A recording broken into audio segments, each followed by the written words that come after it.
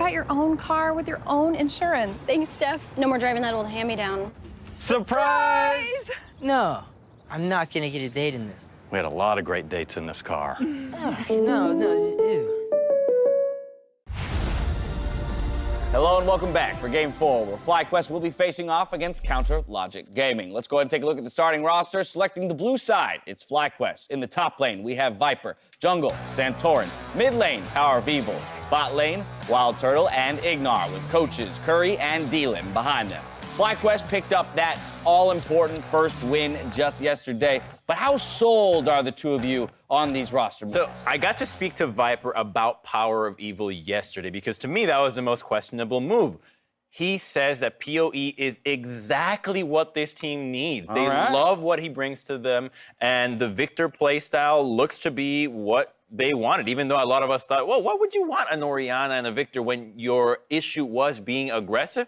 I think they seem to like it. Yeah, I think Prawley was the one who made the point that, like, well, if the problem was identity and PoE, you have to play a certain way with him, at least now you have an identity for this team. The weird thing is, just based off the last game, the identity that we saw in that game was Viper on Riven, mid-game team fight, wins the whole game basically instantly. Right. And we've seen that before, so it's not quite... Saw that once or twice in 2019. Yeah, I saw that plenty of times. So we didn't see the PoE-inspired game plan of being really farm-oriented and slow-paced. I mean, we saw Viper pop off and win. I do want to see them playing around PoE more to see that this is a style that they can use with more than one champion. Cautious optimism, but we're looking for some more. We'll see if they can break that out, or break out something new, rather, against Counter Logic Gaming, who sport top lane Ruin, Wiggly in the jungle, Crown there in the mid lane. It feels like Crown and PoE are just chasing each other around the league. Keep swapping around. Next up in the bot lane, it's Stixay and Smoothie on support, Weldon and Song behind them on stage.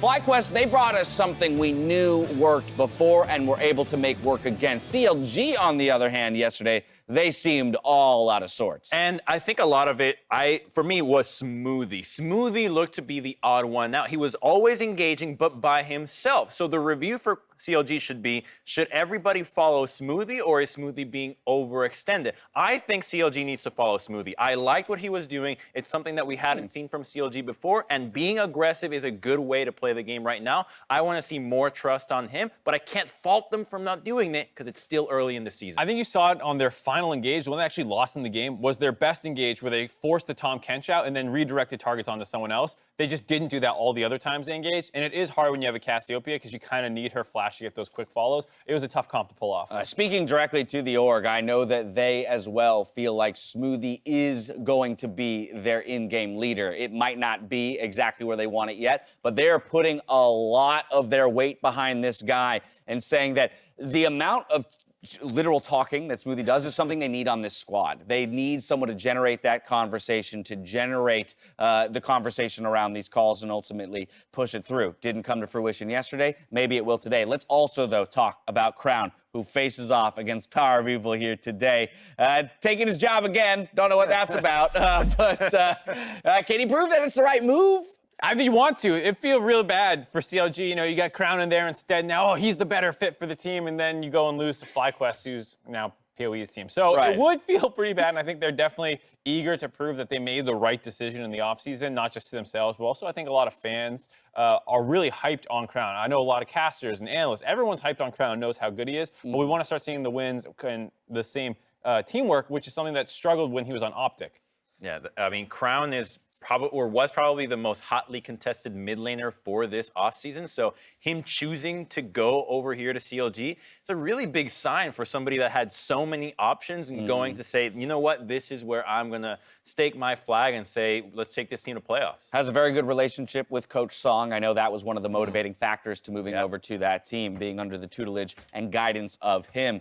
But again, it's all about getting the wins on the board at the end of the day. And so as much as we can talk about how the pieces ideally work together, the players themselves have to show us. I actually don't think the wins are that important right now in spring. I would like to see the teams put a stronger emphasis on a long-term play for practicing the things that will allow you to peak in summer playoffs, whereas the chance to go to Worlds, everybody wants to go to Worlds. MSI is really tough.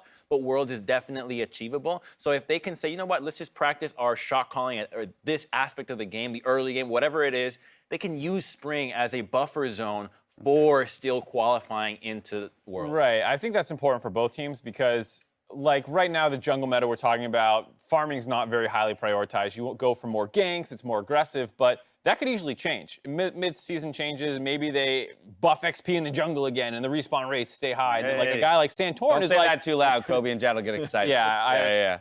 We'll see. But I'm just saying that the meta can change a lot and help these teams out with their play styles that they're kind of inherently attracted to.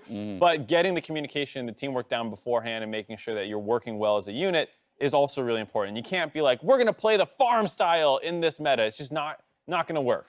But you can make sure that you're working well as a team. All right, we talked about how FlyQuest was able to pick up the win yesterday with Viper on his signature Riven. But now I want to talk about the top lane matchup between these two teams. Ruin, a guy who... it was kind of tough to pin down last year. There was a lot of excitement around him and his potential as a player could one day grow into being a top talent. Maybe didn't hit it in 2019. If Riven's off the table, how do you see these two guys matching up? Who do you give the edge to? Viper. I think I always give it to I'm Viper. always giving Viper the edge on this one. I don't think Ruin's going to be the player that's going to contest Viper when he chooses a bruiser. I think Ruin's going to be the guy that plays the safe side. He's going to choose the Ornn. The Kennen's a little bit safer, being able to assist in the team fights. What I think Ruin has going on for him is that now he can talk Korean with Crown, but they were going to speak in English anyway, so maybe that's not that big a deal. To me, Viper's just a mechanically superior top laner. It's really tough. Viper, I think, when he's not on Riven, is... Just Aatrox and Camille? He's good, but it's kind of this average performance where I think Rune is very volatile. I think he led the league in solo deaths in top lane, but he also made a lot of really great plays, and they helped turn their season around from a missed playoffs in spring to being the fourth best team in summer. So it's hard to pin down exactly his impact on the team. So I actually have a really hard time putting those two against each other. Do you think that Ruin's impact was larger than Wiggly's? Because to me, Wiggly getting to form on CLG was the largest catalyst for them getting to where they got. I think Wiggly between spring and summer was night and day, but you have to say he's playing in a different team environment where maybe he's given more leeway to do things. And is that really Ruin's credit, or is that more Wiggly stepping up to your point? It's hard to know. The teams are tough to pin down. That's very clear to say, but they've got a game here to show us what they're made of. As we go to the casters, let's hear from Stixxay on his newest teammate, Smoothie. I think Smoothie fills like a lot of the roles that I was doing for myself, or for the team, I guess, last year. Just in terms of like what bot lane should be covering. So it's kind of nice having that now, so I can kind of just focus more on myself. And I don't know, it was just different because I just wasn't used to having that before. I mean, I like had that back when I was playing with Afro, but I haven't had that for a while. So it's definitely nice for me. And he's just very demanding, leader-ish type person, so it's nice.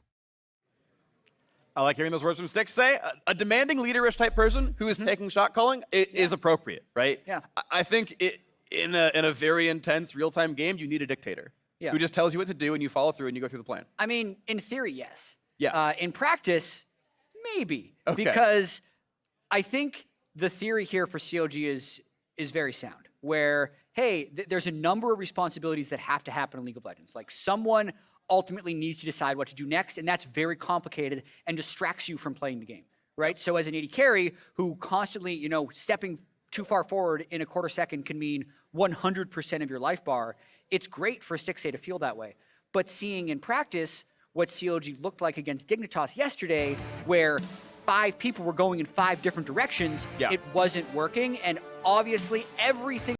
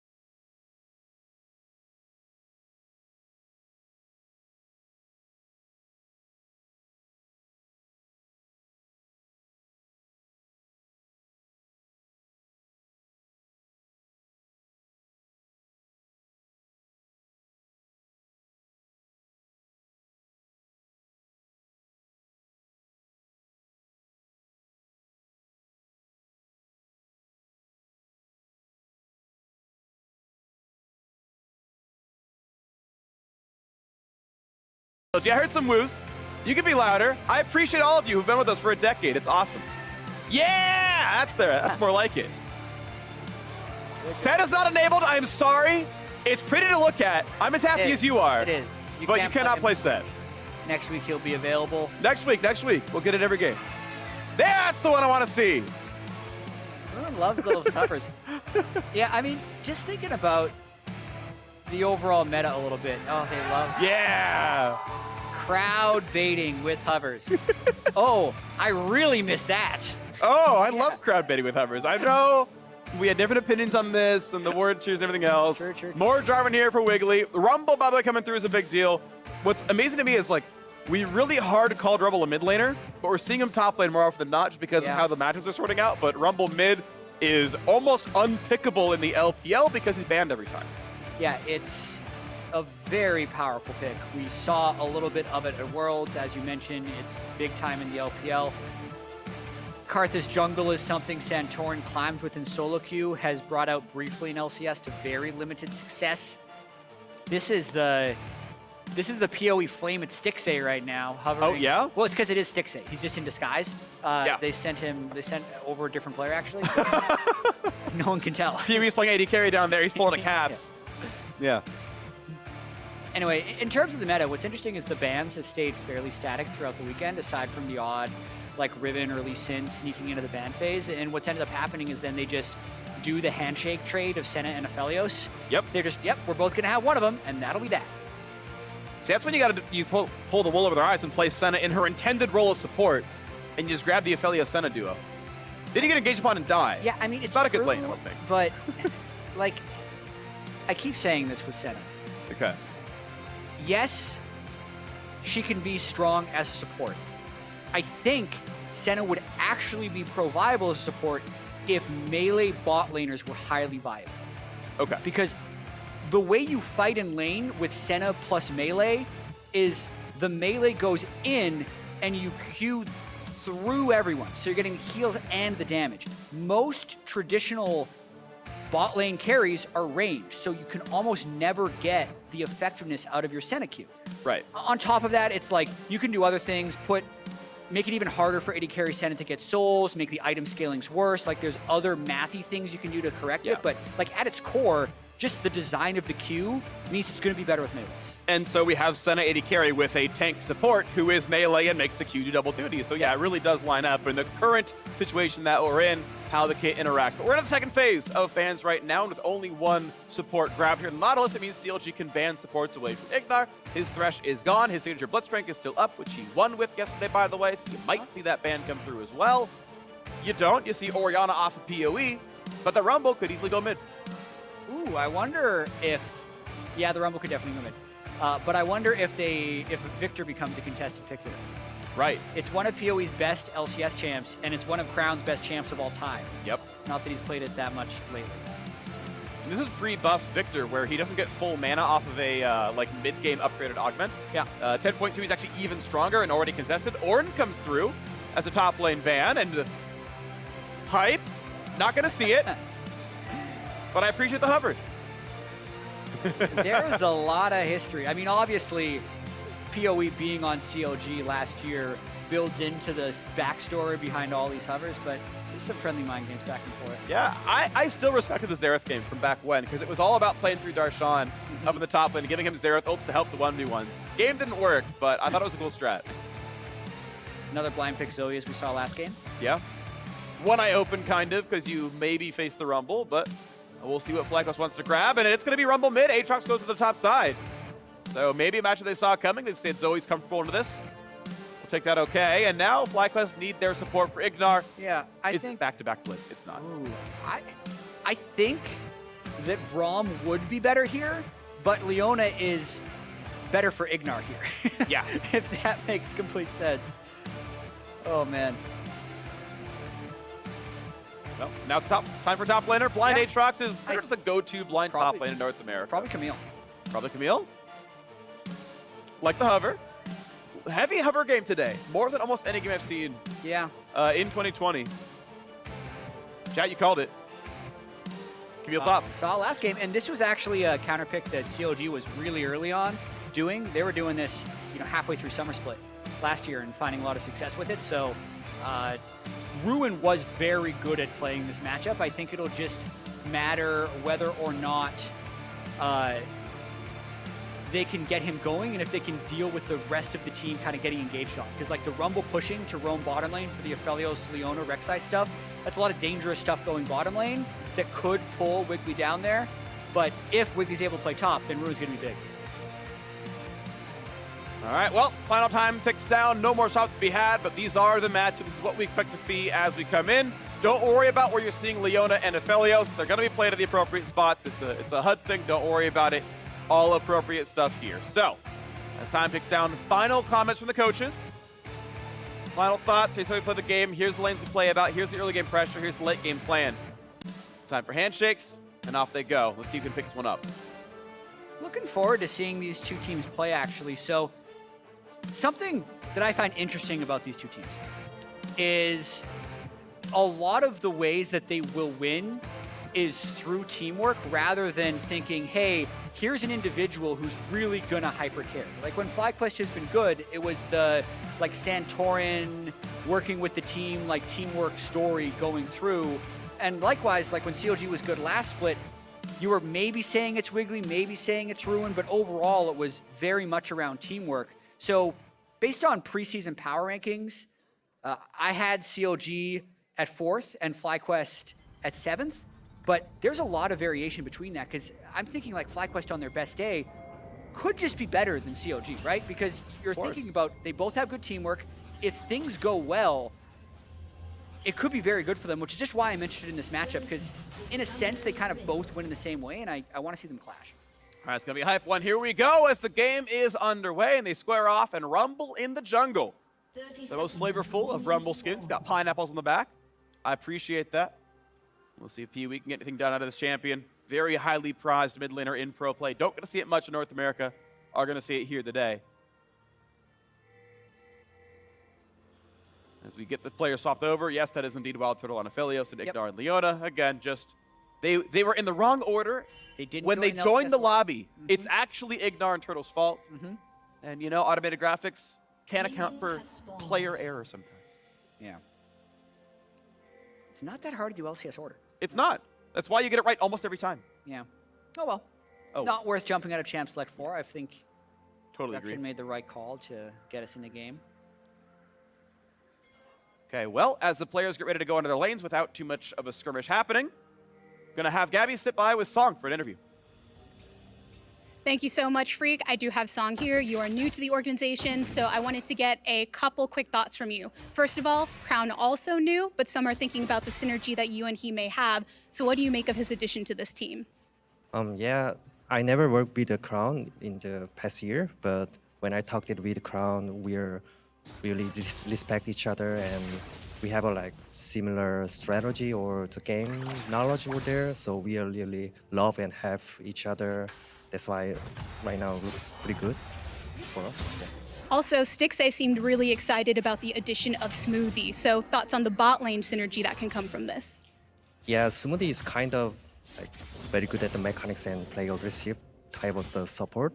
And then both guys really good synergy, doing well right now. And even last year I wanted to work with Smoothie because I love his style and the game out of the plans. So yeah, I also really love playing with the Smoothie too.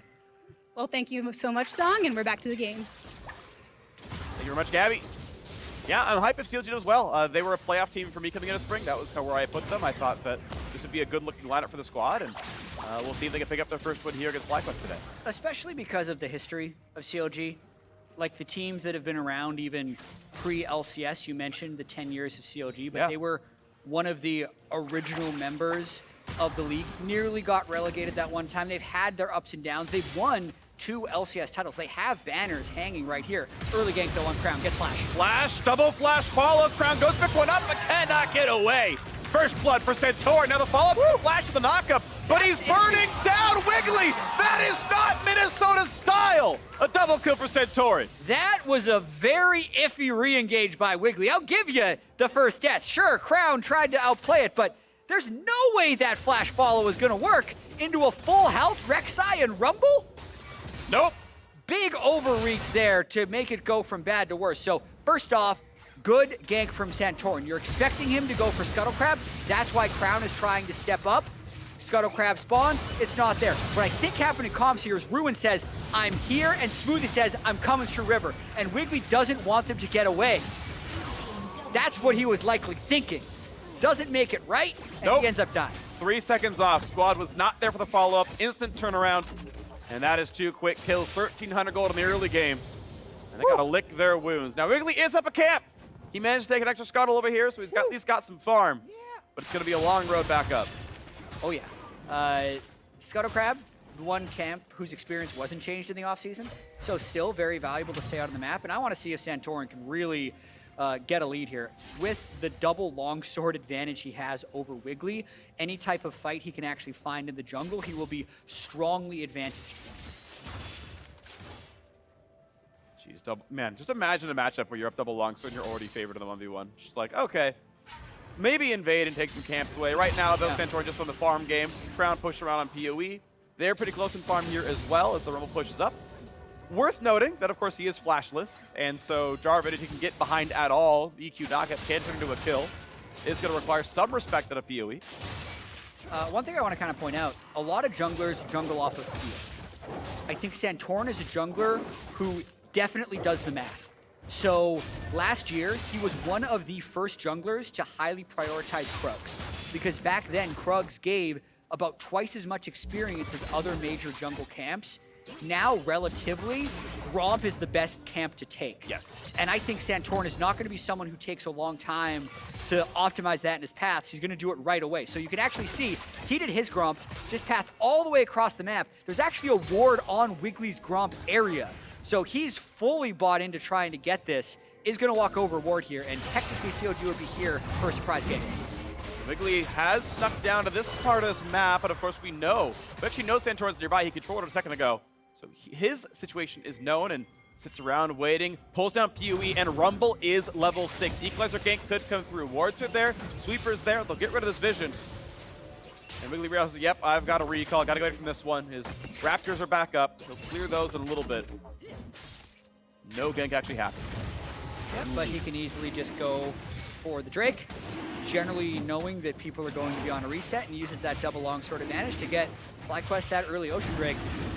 All of this is based off of his early game gank, but still a good start for FlyQuest. Santorin's also a player that pretty much always has the highest vision score of all junglers in the game he's in, over the league he's in. He often out vision scores supports in his games as well. Early Sweeper got rid of that ward and kind of forced the bot lane back off the recall, made a very easy Ocean Drake grab. So he's out ganking, he's arguably out farming, and he's got the global objective here as well.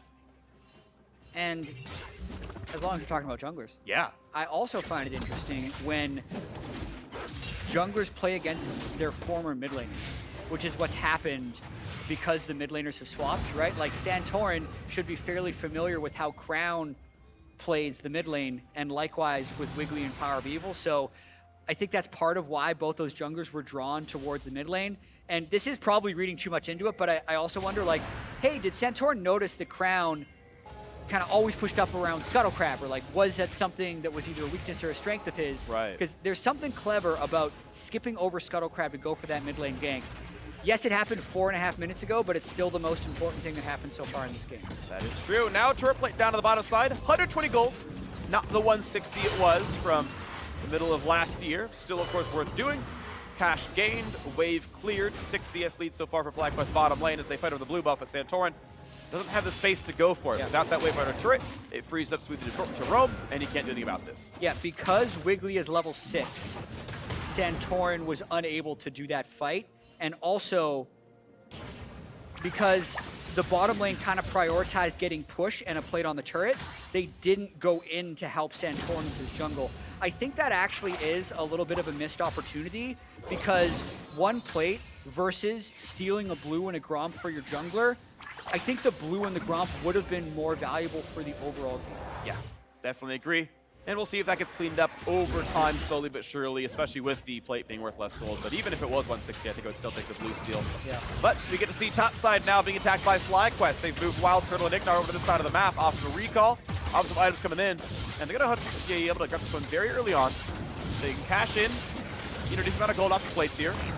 If you average 2.5 gold per plate, or 2.5 plates per Herald, average 300 gold per Herald, not bad. Yeah, and it's just about the map pressure you're able to get. Since they took that on a reset as well, it didn't cost them that much kind of overall time to do so. I mean, what will cost them time...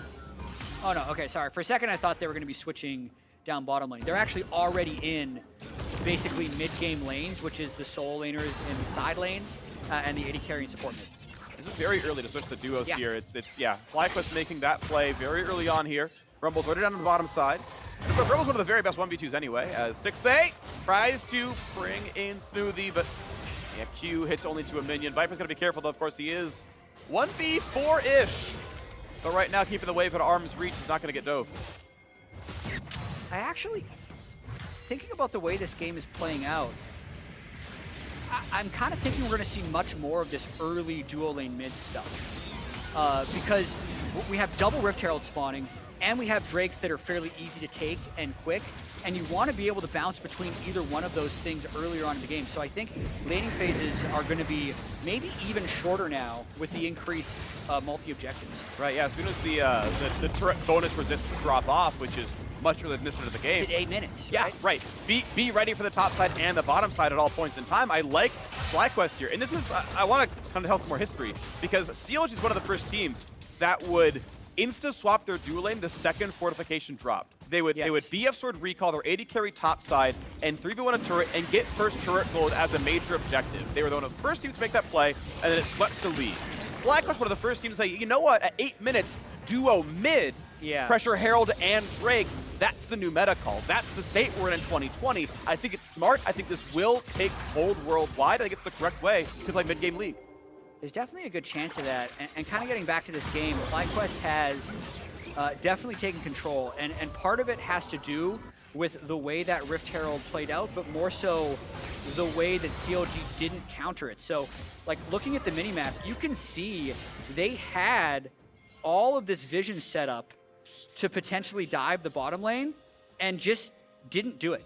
They didn't see that Viper would be in kill position, but they invested the wards. They invested about 3 people over there and just got nothing. Whereas FlyQuest with the Rift Herald broke first turret and got a second charge off. So that's just making that lead even bigger. Yep, CLG open, they can find some mid-game right now because it's not happening just yet. As we have a 2,000 gold difference cashed in from all the turrets. All right, and also look right now, like we see a teleport top laner getting the turret. So really, FlyQuest holds all the cards here. CLG has to force something to make something happen. Looking down the mid lane right now, PoE could be found out, but none of the skill shots going to land. He burns the ulti, slows down Wiggly, but no minions just yet. Big damage out of this Rumble, though. The flash forward, Brewer's going to chase him on in, and that's a kill picked up. 1 on the board. Now a flash away for Santora, chased down by Wiggly. Goes for second knock, is going to find that one as well. 2 for 1 so far in the team fight, and now Viper is ready to go. On towards Ruin, runs back, though, going to find the layered stuns, and they should grab that kill. Crown is going to drop, and FlyQuest make it a 2 for 2, a tied fight. Yeah, that's actually okay for CLG based on the map position that they were in. That's a situation where FlyQuest actually should have been out of kill range, or Viper should have been teleporting in immediately. But basically that fight started, and about 6 seconds later, Viper started teleporting in, which ended up being late and making it an even fight that also gets rid of the teleport advantage for FlyQuest. Got rid of the TP advantage. He never did cash in on a plate top side either, so it did deny some farm, but not the extra 100 gold. Yeah, so to be completely fair, CLG did have to go for a play, which is why they did this, and it's Smoothie who manages to get the pick, and it's a nice CC chain. It's Nautilus into Senna, into Camille. PoE really couldn't run, and then you can see after everything is done, that's when the Aatrox comes in, so it ends up being 2 people of FlyQuest falling for 2 of CLG. Another nice CC chain on the other side. All right, well, we're back on the map, though, with the respawns here. See big damage out of the Zoe, big damage out of Phelios. Good job, Turtle, here, making some stuff happen, but looking overall at this game state, the Drake is alive, it's Cloud. FlyQuest needed to be the team with the control. Mid lane push first. You've got the solo Drake attempt here for Santorin. First two Drakes are very squishy, easy pickup here. Can any jungler really in mid game can solo this? No problem at all. Shuttle gives him a bit of extra damage. There's the smite, there's the pickup, and we're going to Mountain Rift. Yeah. Good first bit of the game by FlyQuest. 5 plates to 1, 2 Drakes to 0, 1 Rift to 0, and also a kill advantage across the board. Just kind of going to be on CLG now to find a bit of tempo back into the game. They've set up a few things that they haven't been able to pull the trigger on. It's not like they have a lack of CC. They have tons of tools to be able to make these fights happen. They just have to be able to get on the same page and execute. All right, well, 2 Drakes to go till FlyQuest can get their global shield. If they can make that one happen in the next 10 minutes. Counter Logic Gaming. Plates have just now dropped. And they get the first mid lane push right now, but have to still push back a 1,200 gold deficit. Looking around the top side, look around the mid side, looking to push it in to get rid of some wards. You see some inroads are being made, right? They're trying to take over the side of the map. Mountain wants Rift to go for 6-8. Oh, they're going to find the stun. A lot of layered CC. Going to knock down the center. Gets a quick heal. Does not get the ulti in time. Ignar grabs the first kill. Will there be a trade? Rumble over the top now as well. Health bar is getting dangerously low, but they will not die. 3 kills picked up.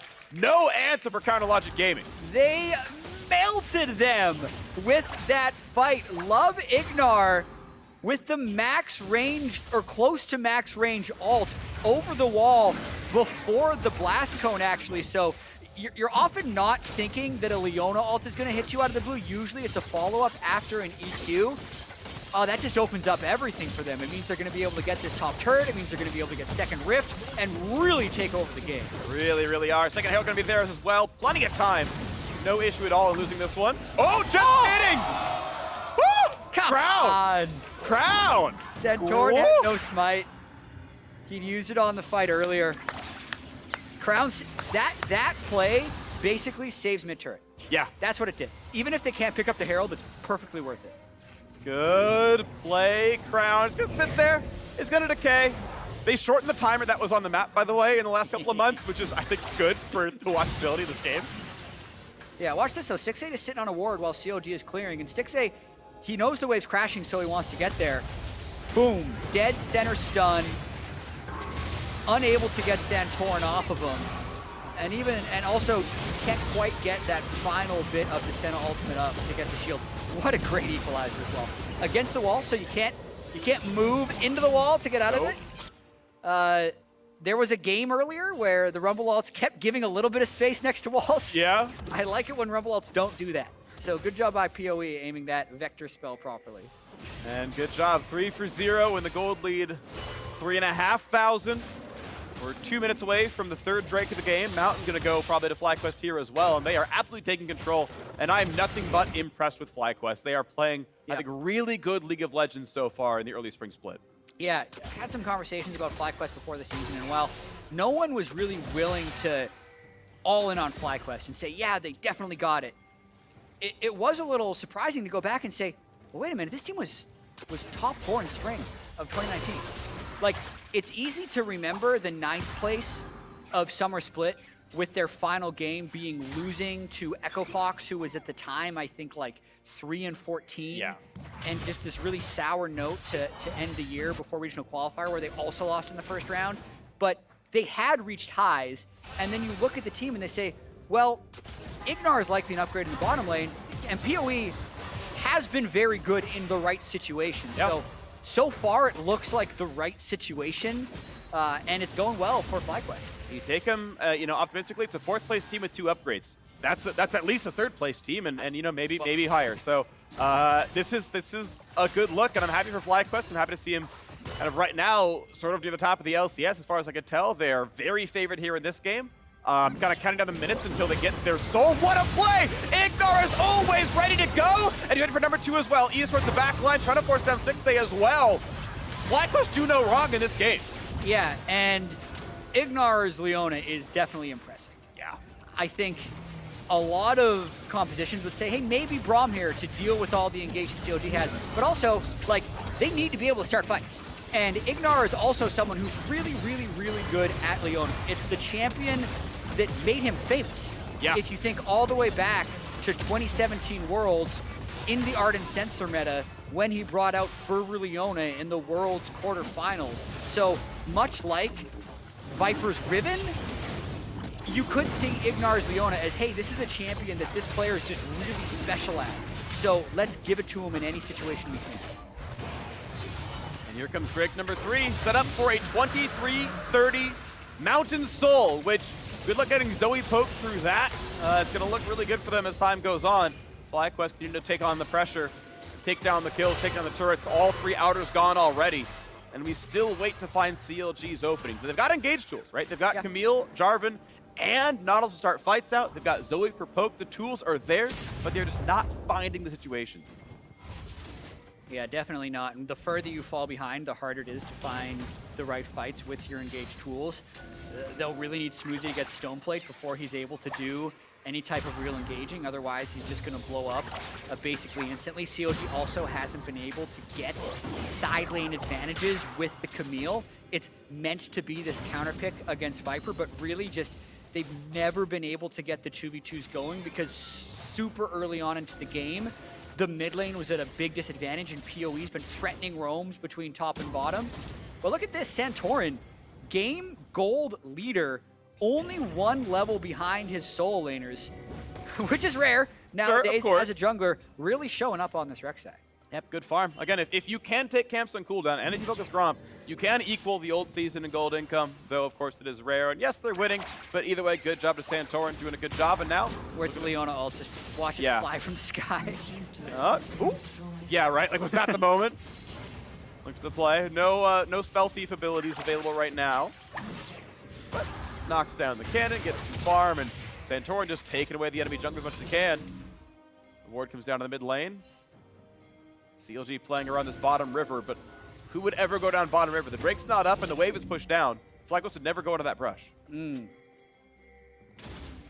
respect CLG for going for something. You gotta think they're gonna fight. They're gonna try for the knockup. Here comes the re-engage on top. They're all going forward. Do they have the damage? And it's Wildcard on the first kill to fight so far. Cutting back as best he can, but still jumps on. And a shutdown comes through for Crown. Still a trade kill comes in. Santorin on the board. 2 for 1 FlyQuest. PoE rooted, but CLG are out of damage. Turtle trying to stand and fire as much as he can. That right there is one of the reasons you often see defensive supports paired with the Felios, because when he gets jumped on, he really just gets to auto attack until he dies. Yeah. And there was no good peel that you could see from FlyQuest, but even with all that, they still won the fight. It was just Turtle who fell versus Ruin and Wiggly in their lead extents. Yeah. Well, we can see that fight again. Yeah, CLG waited for a while in that brush. Time to go. It is a good initiation, right? Nautilus onto Jarvan, onto Senna. They get a lot of damage down. Ruin even informs the Senna or the Leona ultimate with his own Camille ulti, but it's just too little too late in terms of the overall game state. Another good ulti from PoE as well. Again, against the wall, stacking up the assists there. Did plenty of damage. Even though he didn't get any kills, I'm pretty sure he was top 2 damage charts for that fight. CLG, even when they try to make the plays, and good for them to try, they just cannot quite get enough out of it. Some of that is, of course, the gold lead. Yeah, and 1 minute, 50 seconds until a potential Mountain Soul. We have had a lot of discussions over which Mountain Soul is good in which situations. And I'm probably more preferential to Mountain Soul than most in the fact that I do think it should be quite good, but specifically even better against people that kind of have to all in you. And I'm seeing this CLG game, like the Camille, Jarvan, Nautilus, when they fight, they fight. They go all the way in. And having these big shields that are going to be existing on all of FlyQuest, if they get this Mountain Soul, it does seem like a good game for it.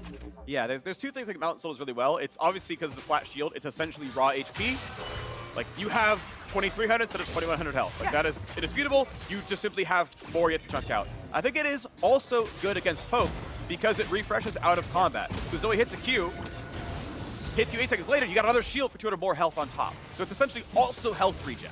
It is both those stats. It is good against almost all offensive comps. Yeah. But I would say any pure DPS over time comp, where it's 300 DPS per champion. Okay, that's less important. That's when Ocean maybe matters more because the fights are longer. Yeah, that's about the distinction. Both Ocean and Mountain are defensive in nature, so they're going to be good against all forms of damage, but the more you trend towards damage over time, the better you would be against Ocean. As we see them setting up now, 18 seconds left. And there's a sleep. Is there follow through? No. Cannot find the way through that one, though there's war over the wall. Mountain Rift can help Ruin, of course, didn't really mention that, but there's more walls to shut off of. CLG doesn't have that many ways into this buff right now, actually. Nice take by Ignar, finds a stun as well, but Banshee's Veil was on top. Actually, couldn't find a stun because Banshee's Veil, but tried to anyway.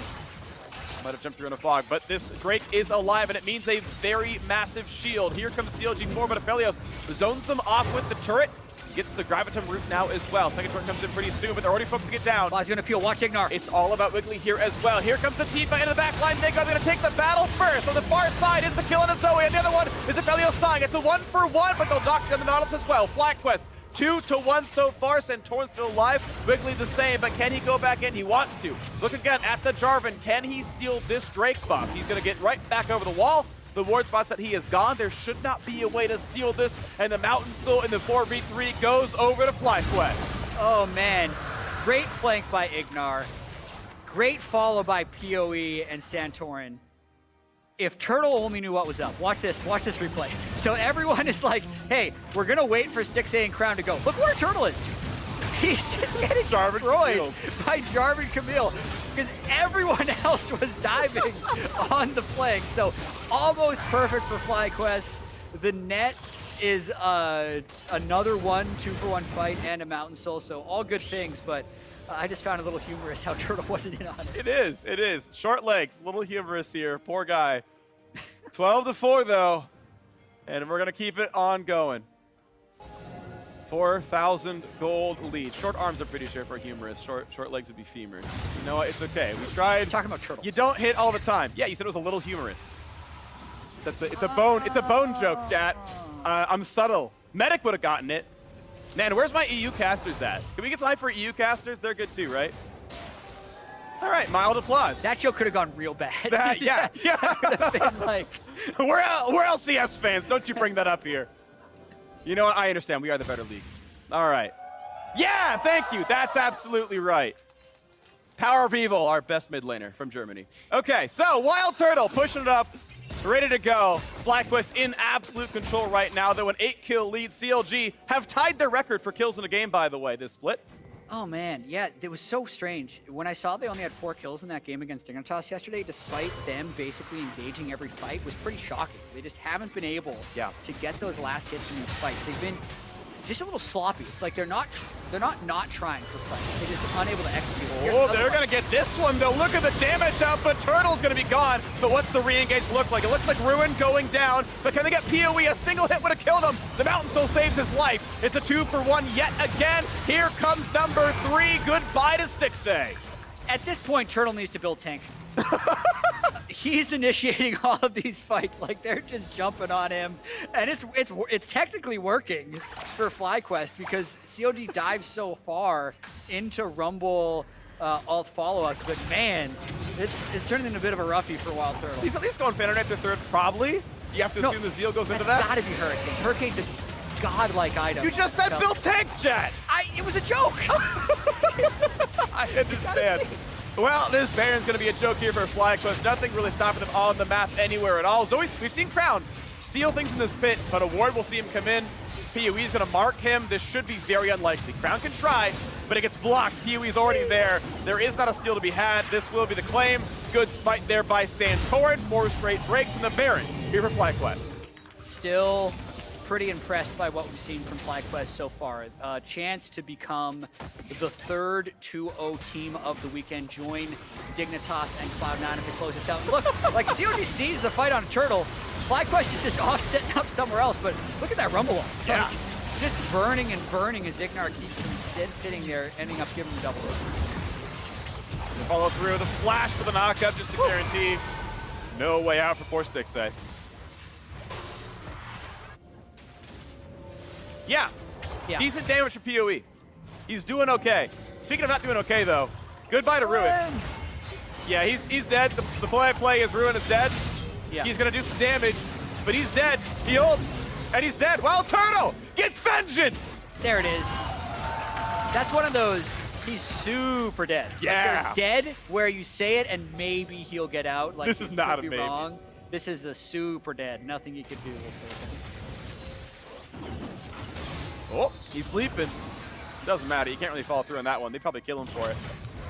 Oh man, this is, I don't like What to is see it? this. You don't like to see it? Like, the jungler who's Are those your missing off pings? on the bottom side, kind of. Like, you're trying to create pressure on the other side because you don't think you can defend the turret anyway, because it's going to be a 4 versus 5. But like, he didn't even get the turret. He didn't even get Grom. Like, he's just, Yeah. You hate He ran to to see the it. jungle and it's like, blue's gone. All right, I hit the turret, I guess. But Yeah. yeah, I mean, the problem is this full takes Center Hulk Jarvan. Okay, there he he's going for will, it now. maybe? No, he no, won't. he's not. Yeah. Like, imagine that was Crown, though, right? Like, if it was someone else who could actually deal damage with one split pushing, Yeah. at least the turret falls. Just a high level of indecision from CLG, and it's not like they have good plays, so these are all situations where you have to take bad choices. That's just how being behind in League of Legends works. Yeah. But still, just a lot to clean up for CLG going into next week. We'll see if they can do it. As we mentioned, it's and we heard the analysts talk about it as well. I think it was Crumbs. Yeah. Take the long shot here, right? Championship points are gone this season. So it's go to MSI or bust in Spring Split, and then go to Worlds through Summer is the run, right? Yeah. That's the road for the team. So, you know, I can give teams a longer shot here. Yeah, and top 6 teams make playoffs, like it's literally just first week. This isn't a condemnation of CLG as a whole. It's just, No, of course not. It is clear from watching them right here that they are out of sorts. And FlyQuest, a big surprise early on in week 1 with how coordinated they've looked. With a steal for Crown, but it's very, very small little bit of gain. As now Centauran jumps back, rooted, kind of in place, but no one's ranging him anyway, as Wild Turtle shoves in this mid lane. We get ready for the next play. 15 seconds on Elder Dragon. I have seen games turn on Elder Dragon steals. Now, FlyQuest has done a good job of marking the jungler, of marking the Zoe, keeping them out of the pit. But Elder Dragon is full power regardless of your Drake count. CLG would have as much buff as FlyQuest would have here. Yeah, very stealable buff. You can see Viper also clearing that side wave. He's got a TP. You don't want to see a late TP, that's for sure, as they're getting the Elder Drake down pretty low. Where's it going to come in? Here comes everybody. Here comes the TP. Here comes the play. Ruin finds PoE for a duel. Knocks him over the pick. Gets him right back in there. Here comes the dive. And the fight has begun. Ruin forces a flash wave, but he is stuck inside the pit. And Santorin takes him down. Wiggly knocked up. Pops the stopwatch. Decent damage to the back line, but it's 5v4. Ult comes across. 2 kills picked up already. Looking for number 3. That's going to be a kill. No problem on a Smoothie. Now the last 2 are running away. Stixxay trying to run as fast as he can. Gets a bit extra move speed. Crowd running away as well. 3 for 0. FlyQuest get that team fight, no problem. The bot lane wave is already into the base as well. Nexus taking damage already. Let's go FlyQuest chants from the crowd as they're going to go for the Nexus turrets right now as well. And how do you defend a 2v5 when you're down 10,000 gold? The answer is you don't. Crown is going to lose his throne as the turret falls. The Nexus is going to drop as well. And FlyQuest will also take an undefeated week 1. Clean game from FlyQuest right here.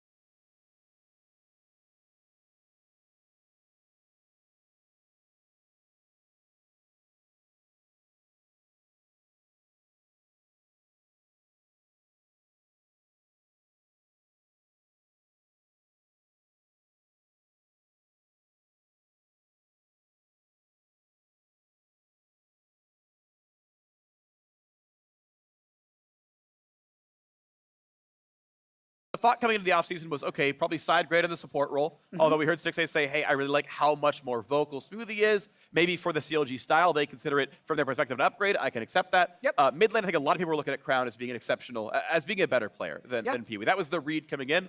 But so far, it's not quite come together for CLG. Yeah, well, better is an interesting term because a lot of it depends on the context. Yes. Crown is a player that a lot of people saw more capable of making things happen in the early game, and that's the way CLG wanted to play.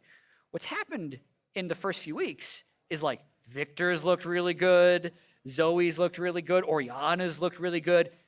That's prime PoE time. I think I was talking to Prawley about this, is usually at like international events or later in the season, it's the early game lane stomp snowball that wins.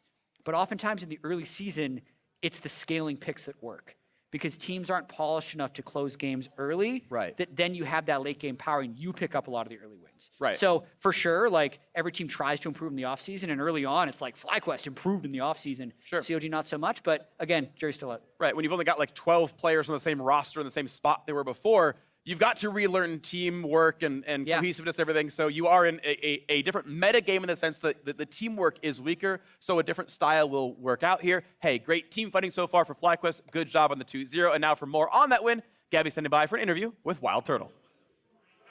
Thank you, Freak. It sounds like there will be a forest named after FlyQuest soon enough based off their performance this weekend so far. 2-0, that's a great place to be. But considering a lot of people are questioning exactly where FlyQuest stands in the standings right now, what does it mean to you personally to have such a strong start? For us, I think like going to is nice and all, but I think we're kind of looking at the big picture here, and we kind of just want to do well the whole regular season. So we kind of have our eyes set on mostly summer. Now, specifically for your laning experience, the org was excited about a lot of things, but the Ignar pickup. So how do you think that this contrasts to perhaps last partners that you've had?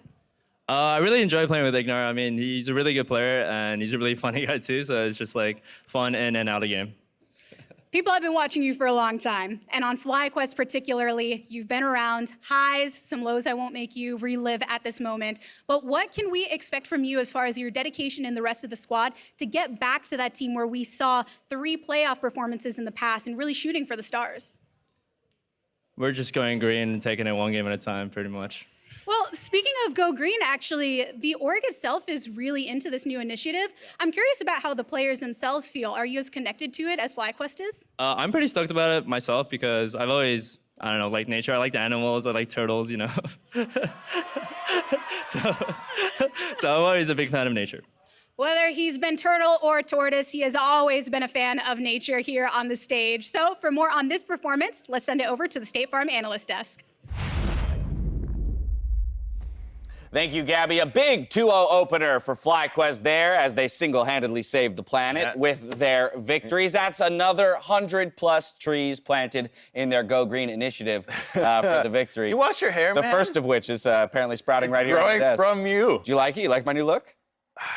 You know, I'd like distracting? to. I think Can it'll you even see it? It'll grow on Barely. me. Can you see mine? Because this is painful. I should take this out. Somebody get a shot of that I don't guy. know if it's worth. That's Other one. Pinocchio nose over there. It's hurting. All right, well, how about that victory for FlyQuest? How about that int on mid lane? That was a free. All right, let's start positive. Okay, fine. No, come on. there. We were going to start easy. positive. Sure. It's so easy to win when that happens. It is. It makes it easier.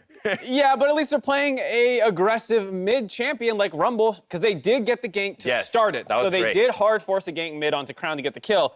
Yes, Wiggly lost his mind afterwards, but that was something that we were concerned about, how aggressive would this team be. Santorin and PoE look great right now.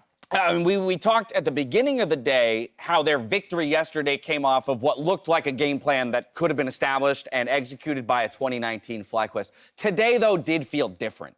Yeah, and I think a big part of it came down to Ignar. He was so efficient with the Leona engages, knowing where the Zoe was going to appear, knowing kind of where CLG was going to move around the map, catching out Stixxay on a war that CLG didn't know. And this is a player that's really aggressive with these high engaged champions and even busted out the Blitzcrank. So already 2 picks that FlyQuest plays that nobody else has.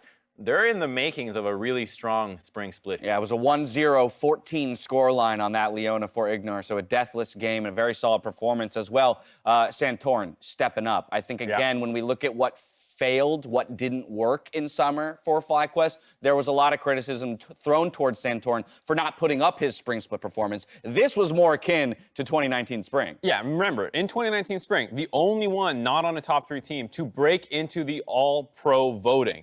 That's Santorin. what you got to do. Yeah, that's what Santorin managed to do in spring. It's looking like it again right now. Very solid start to the split for FlyQuest. CLG still trying to find their footing. But as we close out the day, let's see where the LCS teams stand after 2 days of play. Cloud9, Dignitas, and FlyQuest end their week of action at 2-0, while CLG, EG, TL, TSM, and Golden Guardians all chase after their first win of the spring split. That's how the teams did. Let's see how our analysts did with their predictions today. How do you think? Do you recall what your scores were? Yeah, I loved so it. Crumbs comes in hot on his first day with a 3-1 prediction. We should note that we've been tracking predictions for the analysts not on the desk off air as well, so we'll collate those in the future. Also note that Crumbs didn't actually predict day one and tried to submit his predictions after they were all the games were done. Listen, I would have gotten all of them right. That's what I say, but I'm willing to take a bow and get a 2-2. We're going to give him the 2-2 for day one. We're going to give him the 2-2, which seems only fair. But both Crumbs and Prolly had good showings in their first official predictions. Prolly got 2 right today, if anyone's keeping track at home. So very close. I'm giving him a handicap head start. Handicap head start. As you always do, my friend. That is I gotta make it dramatic. If I was just winning the whole split, no one would watch. So I gotta give him a chance. Fair enough. Let's talk what's coming up ahead of us. Don't forget to tune in tomorrow for a third day of LCS action. Monday kicks off at 2 p.m. with Immortals Academy taking on FlyQuest Academy. Then tune in at 5 p.m. on twitch.tv/LCS and youtube.com/LOL Esports to watch the premiere of Monday Night League. Team Liquid and TSM both look to pick up their first win of the split. That is crazy to me that one of these two squads is going to have an 0-2 start. I love it. To me, this is the sign of a new era almost. You got FlyQuest, Dig, and C9 at the top, right? When's that ever happened? Maybe a little premature. Dig's had that experience before. Yeah. I think Team Liquid, though, like even if they start 0-2 against TSM, it is still kind of caution to buy. Well, they don't have Brock, so they're big offseason pickup. So we do want to see what they'll look like when they actually get their hands on them. Yeah. As well, I'm just excited to watch some League on a Monday night. I don't know about you guys, but just getting to extend it to an extra day of the week, a little bit more LCS, that feels damn good. Yeah. I want to see League in every day. And you can do that because there are enough regional leagues around the world. That is going to do it for us here at the desk. But today, the sports world suffered a tremendous loss with the tragic passing of NBA legend Kobe Bryant. Bryant and his 13-year-old daughter, Gianna, were among those killed in a helicopter crash in Calabasas this morning. Our deepest condolences go out to the families of all of those involved in this tragedy. Rest in peace.